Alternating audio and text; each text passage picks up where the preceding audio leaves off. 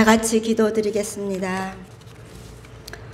사랑과 은혜가 풍성하신 하나님, 무더위 가운데에서도 한 주간을 매일의 삶 속에 하나님의 섭리와 은혜를 경험하며 주는 나의 목자시니 내게 부족함이 없으리라. 다윗 왕의 고백처럼 언제나 우리의 필요를 채워주시고 인도하여 주시는 주님께 감사와 찬양을 올려드립니다. 국률과 장비가 충만하신 하나님, 지난 한 주간도 예수님의 제자로서 소금과 빛으로 온전하게 살아가지 못하였음을 고백하오니 주의 보혈로 깨끗하고 정결하게 하여 주옵소서. 주님께서 너희는 이 세대를 본받지 말고 오직 마음을 새롭게 함으로 변화를 받아 하나님의 기뻐하신 뜻이 무엇인지 분별하라고 하신 것처럼 세상에서 탐심과 두려움을 버리고 주님의 사랑과 온유함을 본받아 뜨거운 사랑으로 살아가게 하옵소서. 이번 주에는 8월 15일 강복절이 있는 주간입니다. 잃어버렸던 나라의 주권을 회복시키시고 이름을 찾게 해주신 하나님 감사를 드립니다. 주님의 그 사랑에 반응하여 어렵고 혼란스러운 이 시대에 말씀 붙들고 깨어 기도하며 사랑과 섬김이 넘치는 하나님이 보시기에도 세상에서도 아름다운 교회요 그리스도인이 되기를 기도합니다. 단위에 세워주신 목사님께 성령의 충만함과 영육간의 강건함과 말씀의 권세를 주시옵소서. 또한 8월 24일에 있을 보이는 성경의 강의에도 함께해 주옵소서. 성령을 부어주셔서 모든 자녀들과 또한 주변 분들도 함께 말씀을 들을 수 있기를 간구드립니다. 이 시간에 질병과 싸우시는 우리 권사님들과 집사님들 주님의 보혈로 깨끗하고 정결하게 치료하여 주시옵소서.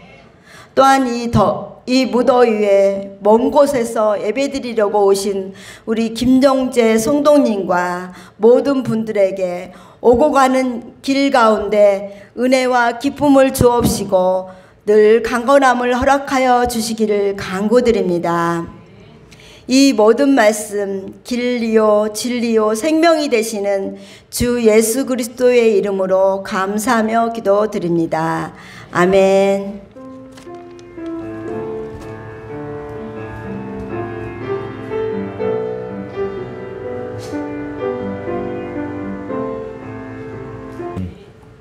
하나님의 영광이 떠난 시대라고 하는 좀 무섭죠, 제목이. 그런 말씀으로 함께 말씀을 삼고하겠습니다. 본문의 핵심은 따라서 한번 해보세요. 두 가지입니다. 너희는 삼가 두려워하지 말라. 첫 번째입니다. 너희는 삼가 두려워하지 말라. 네, 이게 첫 번째 교훈이고요. 두 번째로는 이제 사랑이 식어지리라라는 거기 때문에 다시 반대로 해야 되죠. 뜨겁게 사랑해야 된다. 시작. 뜨겁게 사랑해야 된다. 이게 두 가지 말씀을 가지고 함께 이 종말의 시대를 사는 그리스도인들에게 주님께서 정말 원하는 것이 무엇인지 함께 살펴보도록 하겠습니다. 올림픽이 한창 진행 중이고 이제 거의 끝에 다 온 것 같아요. 여러분은 어떤 경기를 보시면서 감동을 받으셨습니까? 제가 아는 여러 성도님 중에서는 올림픽에는 전혀 관심이 없고 오직 성경과 기도와 말씀에 충만한 여러분들도 계시는 것 같더라고요. 아무도 아니신가요? 그 올림픽에서 관역을 맞추는 게임들이 몇 가지가 있죠. 특별히 우리가 이제 그런 걸 잘하더라고요. 양궁도 잘하고, 이제 사격 이런 것도 잘합니다. 그 양궁과 사격을 볼 때마다 한 가지 단어가 떠오르죠. 따라서 볼까요? 우리 고상한 용어로 하겠습니다. 하마르티아. 다시 하마르티아. 무엇이냐면 관역을 벗어나다라는 뜻입니다. 따라서 볼까요? 관역을 벗어나다. 하나님이 인간을 하나님의 형상으로 만드셔서 진리로 살아가고 거룩하고 사랑으로 살도록 하셨고, 우리 인생을 살아가는데 남 흉내내지 않고 창의적으로 독특하게 살도록 하셨어요. 어떤 장애인이 있는데 팔 하나가 없는 장애인이 있는 분이 계셔요. 그분이 예수님을 만나고 나서 변화가 생기죠. 와, 나는 남과 다르다. 팔 하나가 없네. 이것을 부정적으로 보는 것이 아니라 하나님은 나를 창의적으로 만드셨구나, 그렇게 받아들이기도 한다는 겁니다. 이 세 가지죠. 따라서 거룩, 사랑, 창조성, 이 세 가지가 조화를 이루는 것 안에 하나님의 형상으로서 인간이 살아가게 됩니다. 거룩을 잃어버리면 사람의 존귀함이 사라집니다.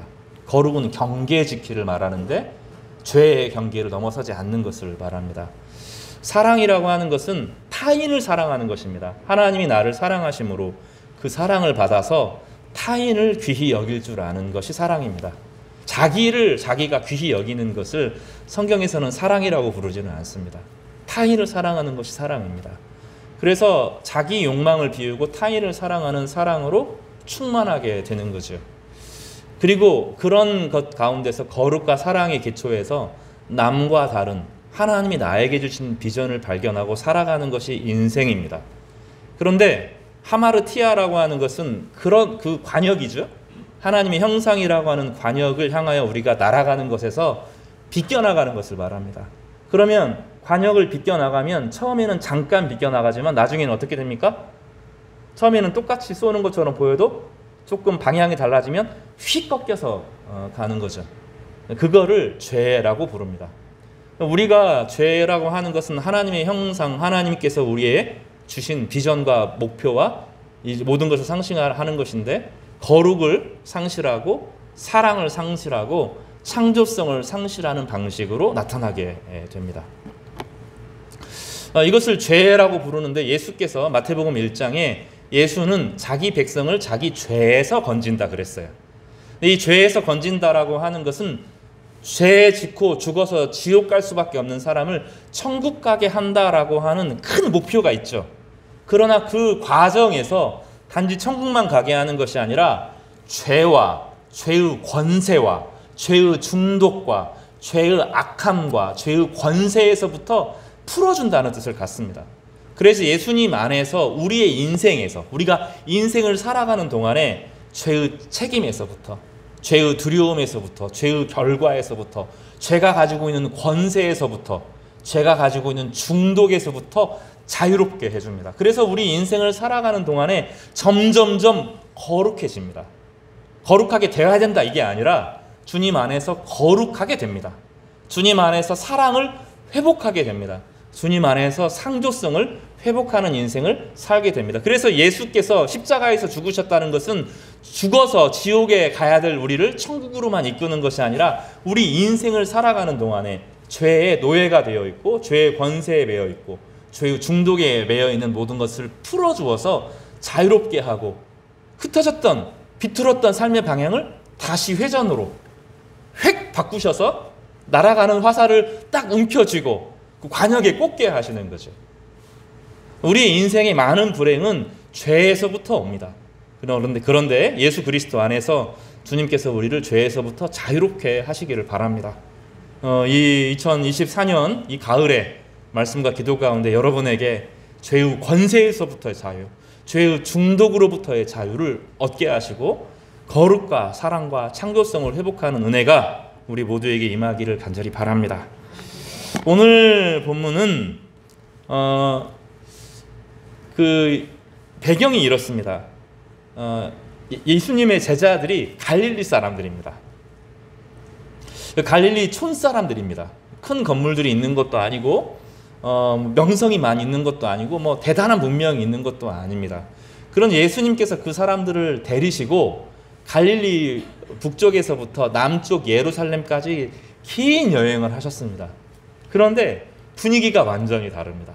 거기 예루살렘 성전이라는 게 있고 성전에 보기 전에 가기 전에 성벽이 보이는데 아주 견고하고 아름답게 지어진 엄청난 도시를 제자들이 처음 보는 거죠. 예수님께서는 그 안에서 사역을 하셨는데 그 안에 가면 황금으로 그 빛을 발하는 48년이나 지은 예루살렘 성전이 있었습니다. 그리고 그 예루살렘 성전은 헤롯이라고 하는 사람이 아그리빠라고 하는 사람을 그 사람을 데리고 와서 지은 성전인데 헤롯이 그 당시에 로마의 건축가로서 에돔 사람임에도 불구하고 로마의 건축가로서 넘버원이었어요. 지금도 로마에 헤롯이 지은 건물들이 남아 있습니다. 판테온이나 이런 부분 안에서 실제로 헤롯이 역사한 그런 작업들이 있을 정도가 되면 가장 뛰어난 작가이고 가장 뛰어난 건축가의 역할을 했던 사람입니다. 이 사람은 유대교로 개종한 에돔 사람입니다. 홀로 개종한 것은 아니고 이 마카비 왕조라고 하는 유다 왕조가 이 에돔, 모압, 암몬을 복속시키면서 그들을 다 유대교로 개종시킨 전례가 있기 때문에 유대인들이 헤롯의 도움을 받아서 자그마치 48년이나 지은 엄청나게 화려한 성전이 있었습니다. 그래서 제자들이 이 촌사람들이 그걸 보고 입이 떡 벌어진 거죠. 그리고 성전의 화려함에 눈이 부셔서 있는 겁니다. 그럴 때 예수님께서 놀라운 이야기를 하시는데 이런 본문을 말씀하셔요. 24장 2절입니다. 대답하여 이르시되 너희가 이 모든 것을 보지 못하느냐? 내가 진실로 너희에게 이르노니 돌 하나도 돌 위에 남지 않고 다 무너뜨려지리라. 이렇게 말씀을 하시죠. 그 화려한 성전이고 거기서 제사가 드려지고 제사장들이 있고 기도를 드리는 바로 이런 엄청난 곳, 수많은 사람들이 모이는데 많이 모이면 예루살렘에 예배를 드리기 위해서 몇만 명이 모이면 200만 명이 모입니다. 전주 인구가 65만이잖아요. 근데 예루살렘 성전 안에 한꺼번에 들어갈 수는 없지만 이 6월절이 되면 전 세계에서 모여드는 유대인들, 근데 유대의 언어를 쓰는 것이 아니라 전 세계 헬라어 각각의 언어로 쓰는 사람들 200만 명이 모여서 예배를 드리기 위해서 모여드는 곳이 이 예루살렘이거든요. 그리고 자그마치 몇 년이라고요? 48년 동안에 아주 화려하게 최고의 기술자들이 최고의 기술을 가지고 최고의 재료를 가지고 만든 화려한 성전이 그 안에 있었던 겁니다. 그 화려한 성전에 압도된 제자들을 향하여서 예수님께서는 이 성전이 무너질 것이다 라고 이야기합니다. 그러니 제자들이 물어보죠. 언제 성전이 무너집니까? 라고 물어보고 또 역사의 종말에는 어떤 일이 벌어집니까? 이 두 가지를 질문합니다. 주님께서는 24장 전체에서 이 질문에 대한 답을 하시고 24장을 넘어서서 25장까지 마지막 종말에 대한 일들을 설명하십니다. 그래서 24장과 25장은 종말에 대한 장입니다. 이 종말에 대한 장을 이야기할 때 예수님의 관점과 요즘의 신학자들, 목회자들 또 어떤 집회들이 하는 방식은 많이 다릅니다. 주님께서는 그 어려운 환난의 시대에 성도들로 하여금 위안과 용기와 사랑을 갖고 살아갈 수 있도록 힘을 북돋아 주는 설교를 하셨어요. 이게 중요합니다. 이해가 되시죠? 그러나 이제 종말이 다가온다라는 이야기가 들어가면 많은 종교 집회들이 힘을 가져라, 사랑을 가십시오 이런 이야기를 하는 것이 아니라 어떻게 합니까? 두려워해라, 불안해라, 너 구원의 확신이 있느냐 없느냐 확인해봐라, 구원의 확신을 얻기 위해서 종교적인 체험을 해야 된다, 이 얘기를 강조하죠. 그래서 종교적인 의를 드러내면서 비싼 헌금을 하게 하고 헌신하게 하고 하루 종일 교회에 있게 하고 이렇게 하죠. 신천지도 사실은 그 종말론 신앙을 통해서 사람들을 꽉 쥐고 있는 거죠. 그러니 그 사람들이 아르바이트 해가지고 헌금하고 직장생활 하는 거 다 털어서 헌금하고 그 행동을 하잖아요. 이런 일들이 벌어지는 겁니다. 근데 이 광적인 집회들이 항상 그렇게 하거든요. 저는 지금도 잊지 못해요. 예전에 그 다미 선교회, 저희가 어린 청소년 시절에 있었던 다미 선교회나 그때 있던 수많은 집회들의 그 분위기를 잊지를 못합니다. 막 성령 충만했어요. 제 친구들이 막 방언 나오고 막 희열에 들뜨고 막 찬양하면서 막 찬양하고 그랬던 애들이 기억이 납니다. 신앙 다 잃어버렸어요. 그러니까 감각적인 신앙, 막 두려움에 사로잡혀서 뭔가 막 체험하고 막 종교 생활에 몰입하면 뭔가 막 부어지는 것 같고 방언을 하고 막 하고 하면 그게 구원의 확신인 줄 알고 주님 안 왔어요 그때. 사람들이 뭐 하는 거죠? 사람들의 두려움과 불안을 자극해서 사람을 넘어뜨리게 하고 꽉 쥐게 하는 거죠. 주님은 전혀 다른 설교를 하셨어요.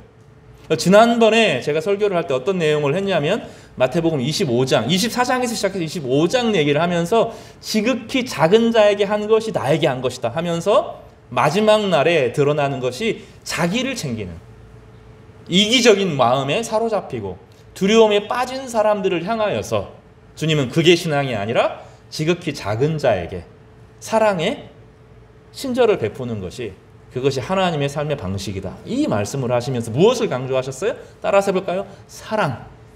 그리고 사랑을 강조하면서 했는데 그래서 24장에서 뭐라고 하셨냐면 말세가 되면 사랑이 식어진다. 불법이 성함으로 라고 말하는 것은 제 이름이 여기 있어서 좀 화가 나는데 불법이 성함으로 근데 원래 이 성화라는 말이 좋은 말이거든요. 여름을 만드는 가을을 만드는 여름이란 뜻이기 때문에 얼마나 좋은 이름인데 여기서 좀 잘못 썼죠.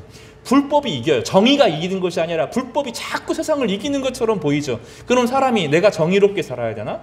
내가 올바르게 살 필요가 없죠. 그 사람들이 악하게 되는 거죠. 그러면 악한 세상에서 자기 하나 지키려면 어떻게 해야 됩니까? 사랑으로 살면 안 되죠. 못되게 굴어야죠. 내 하나 잘 챙기기 위해서 다른 사람에게 모질게 굴어야 되죠. 그래서 불법이 성함으로 사랑이 식어진다는 거예요. 그러나 자기 자신을 지키는 거, 신앙 지키는 건 중요하지만 더 나아가서 타인을 향하여서 넓은 마음으로 사랑해야 된다. 이것이 예수님께서 마태복음 24장과 25장에 강조한 내용입니다. 요한계시록 제가 언젠가 다시 강의를 할 생각인데 요한계시록도 마찬가지예요. 요한계시록도 사람을 불안하게 하고 두렵게 하고 뭐 자기만 비밀을 알게 하는 내용이 아니라 불법이 성하고 악이 득세하는 것 같이 보이는 이 악한 시대 가운데 성도들이 해야 될 것은 하나님이 사랑인 줄 알아서 성도를 사랑하고 이웃을 사랑하는 삶을 살아야 된다는 거예요. 제가 가끔 생각을 해요. 만약에 내일 주님이 이 시간 말고요. 내일 월요일에 주님이 오실 때 어떨게 내가 주님을 뭐 하고 있을 때 주님이 오시면 좋을까 이런 생각을 하거든요. 여러분은 그런 생각 해보시면 무섭습니까? 저는 이제 그런 생각 가끔 하면서 되게 즐거운 마음으로 생각하는데 상상이에요. 상상. 뭐 성경을 읽을 때 주님이 오시면 참 좋겠다 이런 생각하기도 하고 찬양을 할 때 주님이 오시면 좋겠다 이런 생각을 하기도 해요. 근데 저는 조금 낭만적인 생각을 하는데 모차르트 그 클라리넷 협주곡을 딱 듣고 있는데 그때 주님이 참 오시면 좋겠다 이런 생각을 합니다. 다시 말하면 종교 생활 안에만 주님이 계신 게 아니에요. 모든 곳 안에 이미 주님이 충만하게 계셔요. 하나님의 영광이 가득해요. 예수 그리스도께서 이미 우리를 위해 죽으셨고 우리가 그 안에 믿음이 있는데 이 믿음이 있다는 것은 성령께서 우리 가운데 믿음을 불러일으킨 거잖아요. 그러면 더 이상 두려워할 필요가 없어요. 어떤 종교적인 체험이나 어떤 막 엄청난 과도한 헌신 주님께서 원하시는 것이 아니에요. 내일 주님이 오시니까 다 모여가지고 막 교회에 다 헌금하고 내일 주님 오시는데 교회에 헌금할 필요가 뭐 있어요. 그렇죠? 성도들이랑 더 사랑하고 교제하고 나누고 불편한 분이 있으면 조금 관계를 회복하고 또 사랑하는 사람이 있으면 더 기쁘게 살아가고 같이 음악 들고 기뻐하고 즐거워하고 주님께서 원하시는 건 일상의 삶 가운데 기쁨을 누리면서 주님과 함께 기쁨을 누리면서 삶을 살아가도록 요구하시는 거죠. 그래서 주님께서 뭐라고 말씀하셔요? 두려워하지 말라. 여기 따라서 너희는 삼가 두려워하지 말라. 이게 주님께서 종말의 시대에 강조하는 가장 중요한 믿음입니다. 오늘 그 메시지인데 첫 번째로 살펴볼 것은 화려한 성전의 영광에 미혹되어서는 안 된다는 것입니다. 헤롯이라는 사람이 개종을 한 것은 자기 때 일어난 것이 아니라 그 아버지 때 일어난 일입니다. 에돔 사람인데 유대교가 되었습니다. 로마와 결탁을 하면서 엄청난 부와 권력을 가졌습니다. 그리고 사두개인들을 구워 삶고 제사장들을 구워 삶아서 사두개인들이 성전에서 바치는 막대한 세금을 가지고 그 비용을 가지고 다시 성전을 보수하고 로마에게 막대한 뇌물을 주고 로마가 유대를 보호하게 해서 유대인들은 군대 가지 않도록 도와줬어요. 유대인들은 로마의 군인이 되지 못하도록 도와주고 더 이상 로마가 유대를 자치하도록 유대인들 스스로 자치할 수 있도록 만들어 주었습니다. 그리고 그는 유대인들의 환심을 사기 위해서 48년간 성전을 짓고 화려함과 아름다움을 뽐냈습니다. 그러나 그 안에는 하나님의 영광이 없었습니다. 그래서 건물에 하나님의 영광이 있는 것이 아닙니다. 여러분, 이 건물에 다시 여러 번 이야기하지만 이 교회를 성전이라고 부르면 안 됩니다. 교회는 예배당입니다. 성도들이 함께 모여서 예배하는 곳이고, 성전은, 신약시대의 성전은 건물로 존재하지 않습니다. 따라서 어떤 건물도, 따라서 해보세요. 어떤 건물도 성전이 될 수 없다. 신약교회에서는 교회를 성전이라고 부르지 않습니다. 성전은 하나님의 영이 임하셔야 되거든요. 건물이라고 하나님의 영이 임하는 법이 없습니다. 화려하고 정성을 다하고 오랫동안 지었다고 하면 이 헤롯 성전에 하나님의 영광이 임해야겠죠. 그러나 그곳에 하나님의 영광이 임하지 않았습니다. 하나님의 영광은 어디 있었습니까? 예수 그리스도 안에 있었어요. 하나님의 영광이 어디 있었습니까? 온 우주를 창조하신 하나님 한 분이신 그 성자 예수께서 인간으로 찾아오셨어요. 그 안에 성령이 계셨어요. 하나님께서 내 사랑하는 아들이라고 인정해 주셨어요. 그러니까 자기를 비워 종의 형체를 가진 예수님이 하나님의 영광의 본체였던 것입니다. 그래서 그 예수님이 성전으로 들어갔을 때 비로소 성전이 성전되는 거죠. 그러나 예수님을 유대인들이 성전에서 몰아냈을 때 이 성전은 더 이상 성전이 아닌 겁니다. 예수님이 하나님의 영광이시죠. 자기를 비워 종의 형체를 가져 이 땅에 오신 예수님이 하나님의 영광의 본체인 것입니다. 하나님의 영광, 예수님이 떠난 곳에서는 하나님의 영광이 없습니다. 그래서 높아지고 화려한 곳에 영광이 있는 것이 아닙니다. 높은 지위와 사회적 명성과 큰 건물과 화려한 제도와 시스템과 어마어마한 악기와 여기에 하나님의 영광이 있는 것이 아니에요. 하나님의 영광은 어디 있습니까? 예수님의 말씀을 그 마음 가운데 모신 모든 사람에게 하나님의 영광이 있는 겁니다. 그래서 하나님의 영광은 어디 있습니까? 자기를 비워서 내가 권위를 갖고 높아질 수 있지만 예수님의 사랑의 마음을 가지고 다른 사람을 향하여서 섬기는 그 사람에게 성령 하나님의 영광이 임하는 것입니다. 그래서 그런 성도들이 모여 있을 때 이곳에 이 하나님의 영광으로 충만한 겁니다. 이해가 되셨어요? 우리 교회에 하나님의 영광이 충만할 수 있는 유일한 것은 성도 한 사람 한 사람이 높아짐을 비우고 내가 인정받으려고 하는 욕구를 비우고 하나님께서 나에게 주신 사랑으로 충만하여서 한 사람에게 자기의 자리를 내어주고 그 사람을 귀히 여길 때, 그래서 커피 타주는 사람이 있을 때 그 사람 성도님이 귀하게 오셨네, 이분을 주님처럼 여기고 커피 한 잔 타주는 곳에 성령의 거기에 하나님의 영광이 있는 거예요. 더운데 아침에 새벽에 일찍 나와서 계란말이, 제가 오늘 새벽 예배 끝나고 이제 설교 준비하고 있는데 어떤 권사님이 한 분 오셔가지고 오늘 계란말이 먹을 건데 한번 드셔보시겠어요? 거기에 성경이 하나님의 영광이 있는 거예요. 고구마, 조그마한 고구마 이렇게 밤고구마입니다. 잔뜩 모아가지고 저기 내놓고 요거 성도들 가져갔으면 참 좋겠다. 저 집에 가서 저거 구워 먹으면 맛있을 텐데 그 마음 갖고 이 검은 봉다리 갖고 오는 거기에 하나님의 영광이 있는 거예요. 이 화려함에, 저희 교회도 너무 화려해요. 여기에 하나님의 영광이 있는 게 아니에요. 여러분 생각해 보세요. 우리나라 초대 교회에 교회가 지어질 때 이런 건물이 어디 있어요? 조그마한 학구방 같은데. 그러면 남자 여자가 분리돼서 막 예배 드리고 자리도 불편해가지고 허리 막 예배도 옛날 예배는 여러분 우리 그 예배 가면 다시는 교회 안 가려고 할 거예요. 무릎 꿇고 앉아서 예배 드리는데 의자도 없어요. 3시간, 4시간. 설교가 5시간 막 이래 해요. 믿겨집니까? 거기에 영광이 있었다니까요. 우리가 생각을 다시 해야 돼요. 지금은 자꾸 채우려고만 합니다. 더 좋은 것, 좋은 자리, 좋은 모습. 그래서 좋은 차를 타야 영광스럽다, 높아진다. 천만의 말씀이에요.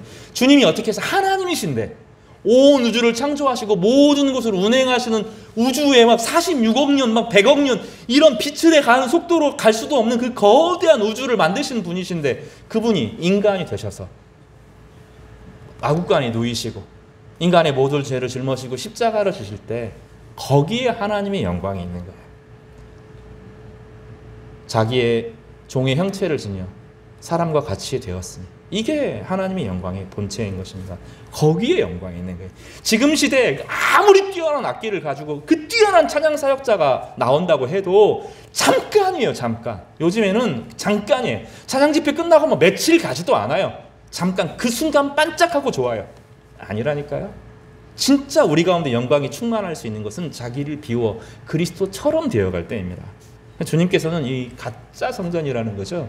엄청난 돈과 비용과 정성과 마음을 다하고 지어도 결국 그거 섬기는 것은 탐심과 두려움이라는 거예요. 사람이 더 이 하나님을 섬기면 더 나를 성공시켜 주겠지. 탐심이죠. 불안하니까 하나님이 나를 심판하실까 봐 두려워해서 하나님께 막대한 시간과 물질을 들여야 나를 사랑하실 것 같은 이 탐심과 두려움을 섬기는 것이지, 이게 진짜 성전일 수 없다는 거예요.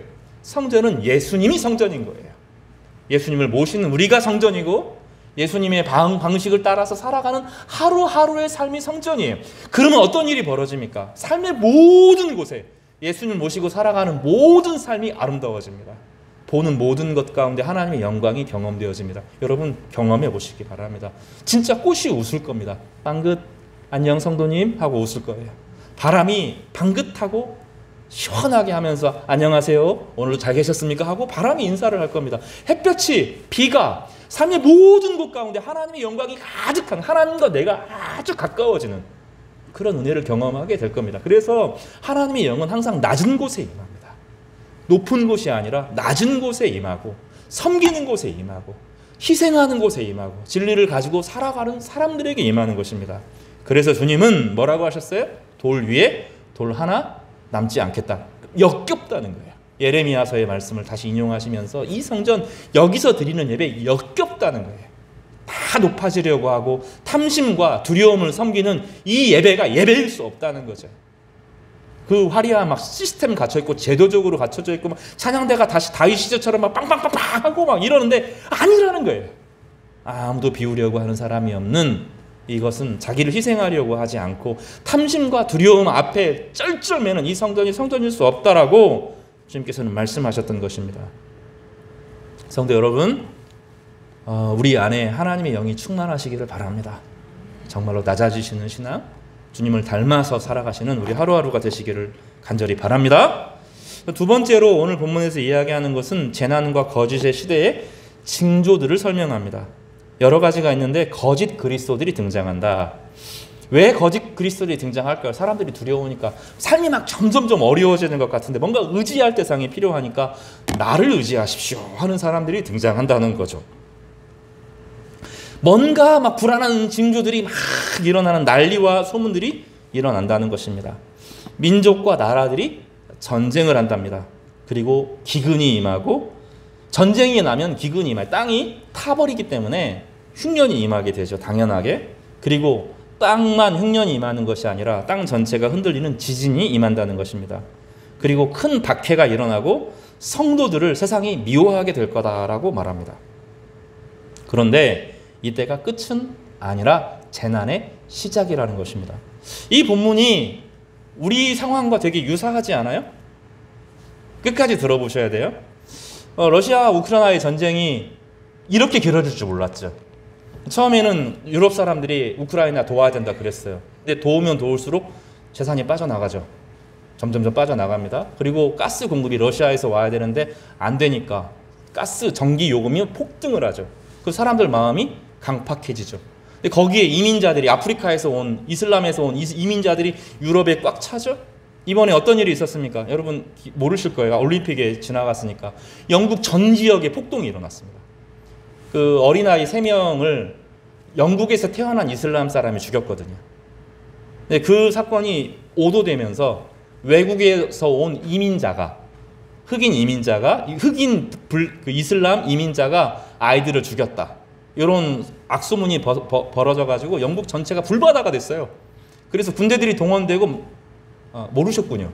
그런 일이 벌어졌어요. 근데 그게 영국 정서만이 아니라 유럽 전체 정서입니다. 이슬람이 우리를 망친다. 이런 공포와 두려움이 그들을 확 휘어잡고 있죠. 그런가 하면 이스라엘과 전쟁이 점점점 커지죠. 사람들이 이스라엘이 전쟁을 하니까 무엇을 생각합니까?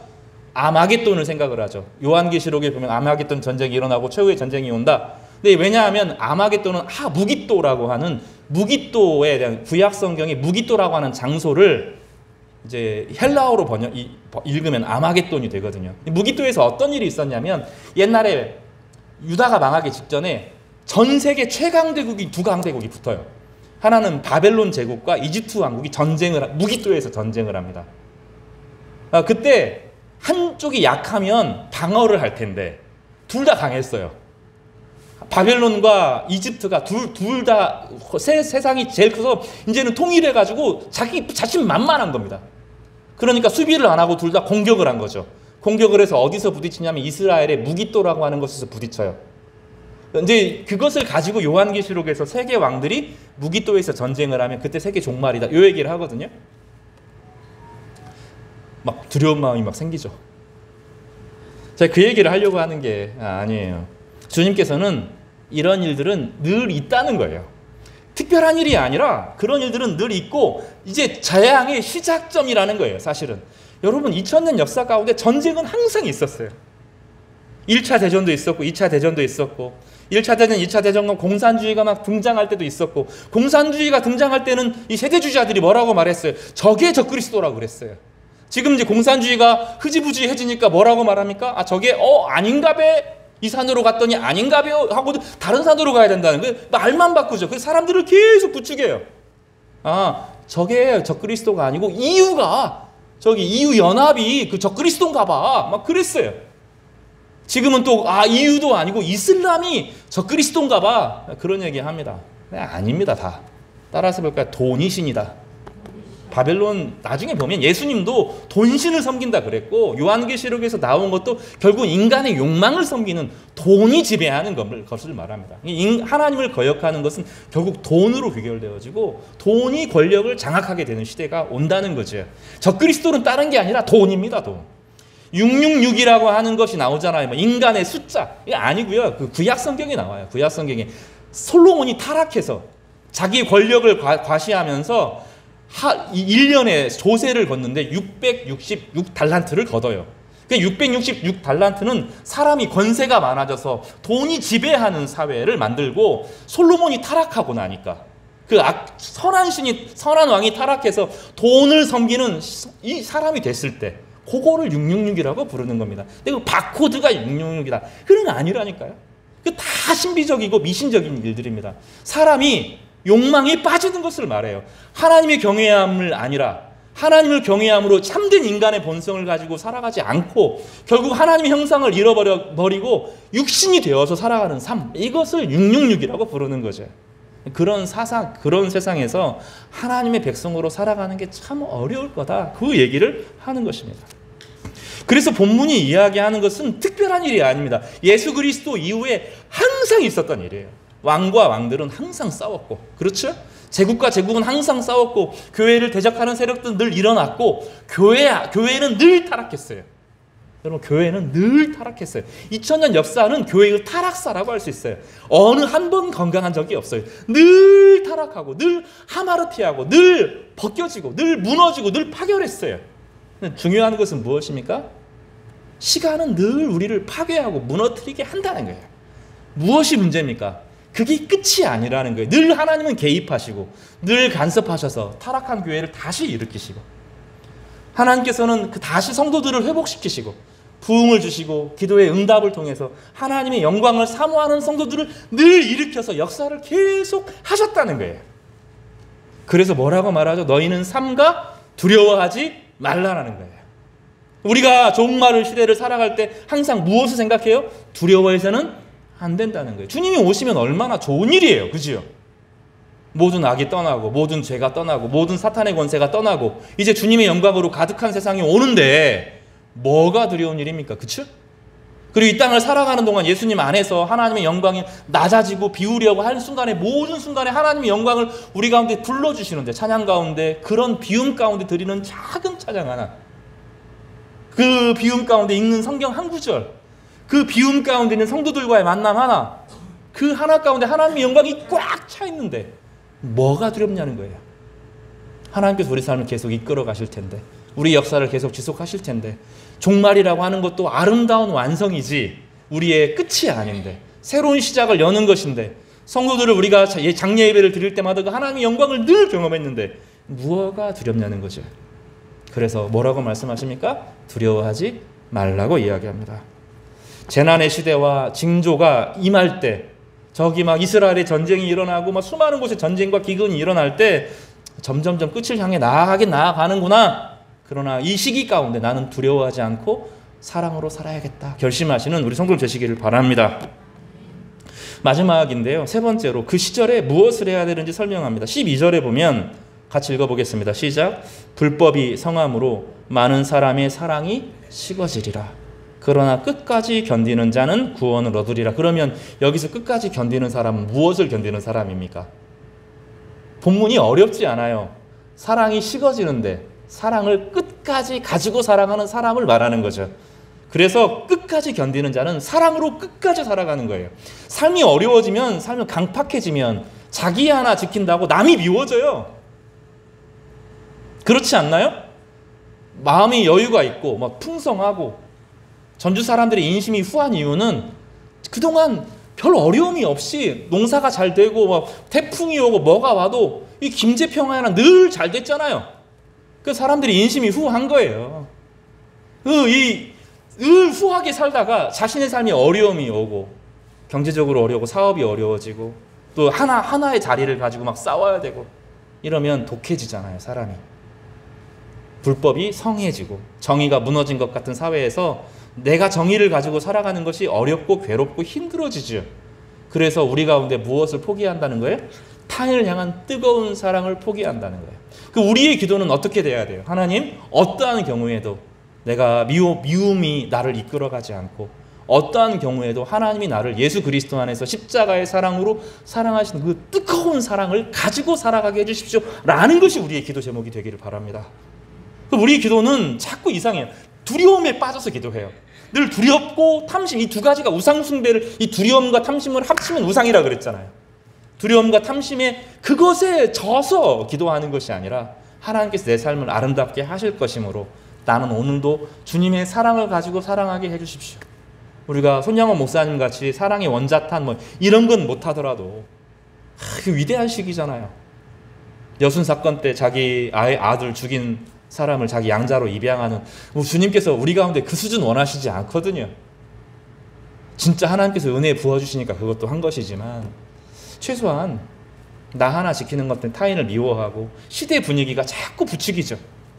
너 불안하게 살아라, 두렵게 살아라, 미워하고 살아라, 너 하나 지키고 살아라, 너 하나라도 잘해야지, 모질게 살아라, 독하게 살아라. 그렇게 할 때 하나님 제가 사랑하게 해주십시오, 사랑으로 살게 해주십시오, 이렇게 기도해야 된다는 거죠. 그리고 14절 말씀이 참 위로가 되기를 바랍니다. 우리 같이 읽어보겠습니다. 시작. 이 천국 복음이 모든 민족에게 증언되기 위하여 온 세상에게 전파되리니 그제야 끝이 오리라. 이게 잘못 이해하면 복음이 다 증거되고 나서 예수님이 오신다, 맞긴 맞는데 끝을 강조하는 내용이 아니에요. 중요한 것은 무엇이냐면 이 시대가 악해지는데, 시대가 어려워지고 힘들어지고 사랑이 식어지고 사람들이 예수님을 미워하는 사람들이 생기는데 그럼에도 불구하고 따라서 그럼에도 불구하고 천국 복음이 만민에게 전파될 것이다. 요게 핵심이에요. 여기 본문을 자세히 보십시오. 이 천국 복음이 모든 민족에게 증언되기 위하여 온 세상에 전파가 될 것이다 라고, 될 것인, 이렇게 설명하잖아요. 그러니까 그 악한 조건에서도 복음은 계속 전진한다는 거예요. 그러니까 지금 우리가 겉으로 보면 한국 교회가 망한 것 같고 미국 교회가 망한 것 같고 유럽 교회가 망한 것 같고, 그런데 아니라는 거예요. 그 안에 생명력 있는 교회들이 다시금 일어난다는 거예요.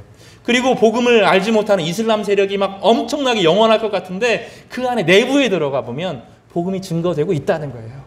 공산주의가 막 득세할 때 공산주의가 복음을 다 죽이고 성경책 다 불태웠거든요. 근데 공산주의자들이 두 사람을 이렇게 최고를 불태우지 않았거든요. 도스토옙스키, 톨스토이. 도스토옙스키라고 하는 사람은 하나님이 없다면 세상은 얼마나 악해질 수 있는가를 소설로 쓴 것이고, 톨스토이는 하나님이 가득한 세상은 얼마나 아름다운가를 쓴 거죠. 이 둘은 독실한 기독교인이었어요. 그래서 러시아 사람들이, 동산주의자들이 이 문학작품이니까 이 위대한 문학작품을 불태울 수가 없었거든요. 그럼 사실은 그 안에 뭐가 들어있어요? 성경적인 사고방식이 고스란히 드러나는 거죠. 그 그리스 정교회가 고스란히 살아나면서 공산주의가 못 이겨요. 이슬람이 폭발적으로 전 세계를 지배하는 것 같은데 그 안에 복음의 생명력은 계속 흘러갈 거라는 거죠. 누군가 헌신하는 사람들이 있다는 거예요. 누군가 그 일을 위해서 기도하고 누군가 그 일을 위해서 깨어있고 누군가 그 사람들을 너무너무 사랑해서 힘으로 때려잡는 방식이 아니라 그들도 구원받아야 된다. 그들에게도 하나님의 은혜가 흘러가야 된다. 그들도 하나님의 영광을 경험해야 된다. 이 마음을 가지고 자기를 비워 종의 형상으로 그들과 함께 살아가면서 그들을 위해 살아가면서 눈물로 기도하는 사람들이 있다는 거예요. 제 친구 한 명이 영국에서 이슬람 사역을 하는 친구가 한국에 와서 한국 번호 남겼는데 제가 까마득하게 잊고 있다가 오늘 설교 준비하면서 영국 웨일즈에서 이 시기에 그 난민들에게 복음을 전하는 친구가 있지 깨달아요. 그 친구가 예멘에 갔다가 쫓겨났거든요. 예멘 전체가 막 이슬람화 되면서 기독교인을 박해하는 상황에서 어쩔 수 없이 도망 나왔는데 그 친구들 제자들이 거기 있어요. 이슬람 사회에 복음이 계속 흘러가요. 아프리카 지역에 복음이 계속 흘러가요. 이 젊은이 시대를 가운데 교회가 무너지는 것 같죠? 아니요. 전주에 한 목사님이 계셔요. 이름은 제가 밝힐 수 없는데 고등학교, 중학교에 학교교회를 세우는 일에 헌신하여서 온 힘을 거기에 해서 학교들마다 교회가 세워져요. 중요한 것은 지금 대학교에 교회들이 다시 세워져요. 선교단체들이 다 무너져가지고 다시 그 일을 누가 또 해야 됩니다. 누군가는 그 일을 한다는 거예요. 누군가는 낮아지고 농촌의 어르신들 가운데 청소년들에게, 청년에게, 어르신들에게 우리 망했어 이게 아니라 그럼에도 하나님은 일하셔. 이게 중요하죠. 그럼에도 하나님은 사랑이시고 그럼에도 하나님은 일하시고 그럼에도 하나님은 망하시지 않고 하나님 나라는 견고해. 이 믿음을 가지고 살아가는 사람들이 반드시 있고 천국 복음은 그 역경에도 불구하고 계속 흘러간다는 거예요. 요한계시록의 끝이 그거. 요한계시록의 내용이 그거거든요. 안 망한다는 거예요. 하나님 나라는 망하지 않고 사단이 막 하나님 나라 백성들을 잡아 죽이고 무너뜨리려고 해도 끝까지 복음은 가고 하나님의 형상을 회복시키고 말아서 죄의 권세를 이기게 한다는 거예요. 그래서 복음이 증거되면 어떤 일이 벌어집니까? 죄를 이겨요. 죄의 권세를, 죄의 중독을 죄에서부터 자유하게 해요. 알코올 중독에서 벗어나요. 마약 중독에서 벗어나요. 돈의 빚에서 벗어나요. 빚의 공포에서 벗어나요. 미워하는 본성에서 벗어나요. 과거의 상처에서 벗어나요. 미래의 두려움에서부터 벗어나요. 그래서 인생을 살아가는 동안에 하마르티아로 살아가는 것이 아니라 하나님의 형상을 향하여 달려가는 그런 빛과 같은 화살이 되는 거예요. 여러분, 오늘 24장 말씀이 존귀하고 귀합니다. 그리고 마지막에 24장이 쭉 넘어가면서 25장 마지막에 뭐라고 말해요? 이 천국 백성에 대한 이야기를 지극히 작은 자에게 한 것이 나에게 한 것이라. 어떤 사람들은 사랑이 동기가 되어서 이 악한 세상 가운데 끝까지 타인을 위해 사랑하는 사람이 있다는 거예요. 여기 제가 한번 읽어드리겠습니다. 45절이에요. 이에 임금이 대답하여 이르시되 25장입니다. 내가 진실로 너희에게 이르노니 이 지극히 작은 자 하나에게 하지 아니한 것이 곧 내게 하지 아니한 것이니라. 또 반대로 이 앞에 있는 것처럼 지극히 작은 자에게 한 것이 나에게 한 것이니라 이라고 말씀하십니다. 여기 40절입니다. 임금이 대답하여 이르시되 내가 진실로 너희에게 이르노니 너희가 여기 내 형제 중에 지극히 작은 자 하나에게 한 것이 곧 내게 한 것이니라 하시고, 어떤 사람은 이 어려운 환난의 시절에 다른 사람을 너 세상에서는 눈도 보지 않고 귀히 여기지 않고 존재를 인정하지 않는 사람을 향하여서 어떻게 해요? 왕을 섬기듯이 섬기는 사람이 있다는 거죠. 어떻게 해요? 그 마음의 동기가 보상받으려고 하는 것이 아니라 사랑의 동기가 되어서 섬기는 사람이 있다는 거예요. 천국 복음은 그렇게 증거됩니다. 화려함으로 천국 복음이 드러나는 게 아니라 인격과 인격으로 한 사람이 타인을 향하여서 자기가 자기를 비워서 섬길 때 섬긴다는 건 손해보는 거예요. 손해보는 거. 감정적으로 손해보고 돈에 손해보고 시간에 손해보고 그러면서도 끝까지 웃어주는 그 한 사람을 통해서 복음이 증거되는 것입니다. 요즘에 제 아이가 제가 자꾸 피곤하면 얼굴이 굳어지니까 아빠 좀 웃어 그러는데 여러분 옆에 있는 분들 한번 보고 좀 웃어주시기 바랍니다. 웃어주세요. 천국 복음은 그렇게 증거되는 거예요. 그렇게 불합리한 상황, 어려운 상황에서도 그 한 사람을 귀히 여겨서 끝까지 미소를 잃지 않는, 그리고 그를 위하여 기도하는 것 가운데 천국 복음이 계속 증거되어지는데 앉은다는 거예요. 천국 복음이, 그리고 그 앉는 믿음의 끝까지 승리가 이루어지고 나면서 하나님 나라가 임한다는 것이지 우리가 다 죽을 때 막 임한다는 그런 게 아닙니다. 그러니까 주님께서는 되게 긍정적으로 하나님 나라가 임한다. 사랑으로 임한다. 그러니 너희들도 끝까지 사랑으로 살아라 하고 강조하면서 이 말세를 살아가도록 말씀하시는 것입니다. 하나님께서 전주 성화교회로 주시는 것은 이거 훈련하라고, 자기를 비워 종의 형체를 가져 타인을 귀히 여기도록 섬기도록 하신 것입니다. 그럴 때 찬양이 달라집니다. 진실한 찬양을 드리게 되고 마음속에 우러러나오는 찬양이 드려지게 되고 성도들이 함께 찬양할 때 감동이 임하게 되고 기도 가운데 작은 시간에도 하나님께서 은혜를 부어주시고 기도가 응답되어지고 권세를 덧입는 그런 특별한 순간들을 그때 경험하게 되는 것입니다. 그러나 겉으로 화려해지면 밖으로 보여지는 것을 위해서 살아가기 시작하면 삶은 무너지고 하나님의 영광이 그곳에 있지 않는 것입니다. 오늘도 예수 그리스도께서 자기를 비워 종의 형체를 가져 사람들과 같이 되시고 그들을 섬기기 위해서 자신의 모든 것을 사랑으로 내어준 것처럼 우리의 삶이 사랑으로 회복되어지는 끝까지 사랑으로 이기시는 우리 성도들 되시기를 주님의 이름으로 축복합니다.